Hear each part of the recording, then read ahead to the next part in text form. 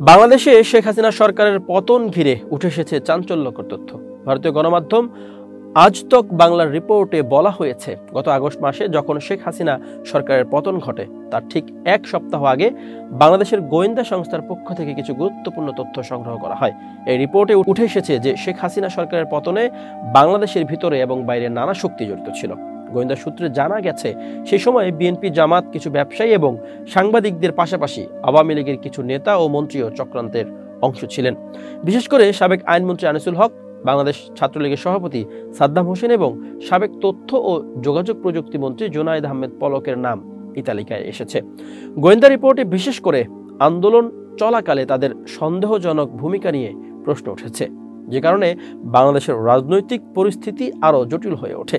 এই রিপোর্টে আরও বলা হয়েছে, ভারতীয় গোয়েন্দা সংস্থাও এই চক্রান্তের বিষয়ে অবগত ছিল এবং তাদের কাছ থেকেও কিছু তথ্য বাংলাদেশ সরকারের কাছে পৌঁছেছিল। বিশেষ করে গত জানুয়ারির নির্বাচনের পর থেকে শেখ হাসিনা সরকারের বিরুদ্ধে এই চক্রান্ত চলছিল এবং তা আগস্ট মাসে এক বিস্ফোরক পরিণতি নিয়ে সামনে আসে।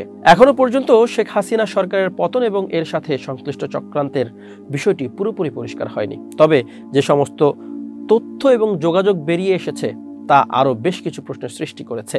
সেই জল্পনায় আজ তক বাংলার রিপোর্ট নতুন করে চাঞ্চল্য ছড়িয়েছে রাজনৈতিক অঙ্গনে।